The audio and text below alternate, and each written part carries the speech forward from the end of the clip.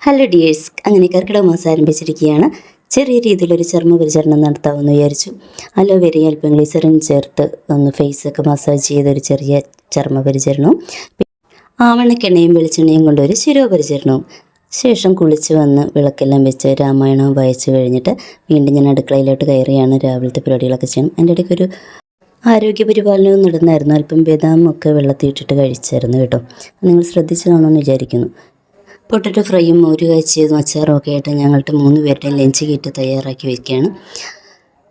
ഇനി കുളിച്ചൊരുങ്ങി സ്കൂളിലേക്ക് പോകണം. ബ്രേക്ക്ഫാസ്റ്റ് അപ്പവും ഗ്രീൻ പീസ് കറിയായിരുന്നു. അപ്പോൾ അതുമൊക്കെ കഴിച്ചിട്ട് ഇനി നേരെ സ്കൂളിലേക്ക്.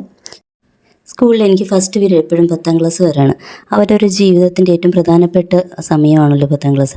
അവർ ഫസ്റ്റ് പീരീഡ് തന്നെ വളരെ പോസിറ്റീവായിട്ട് തുടങ്ങണമെന്ന് നിർബന്ധമുള്ളതുകൊണ്ട് ഞാനൊരു ചന്ദനത്തിരി കത്തിച്ച് വൈബാക്കാറുണ്ട്.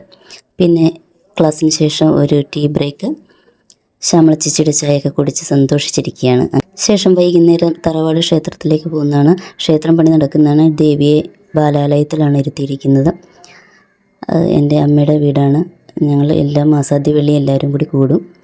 അങ്ങനെ അവിടുത്തെ പ്രസാദമൊക്കെ കഴിച്ച് എല്ലാവരും ക്ഷേത്രവും അടച്ച് യാത്ര വരാണ്. അപ്പോൾ ഇത്രയേ ഉള്ളൂ. Bye bye.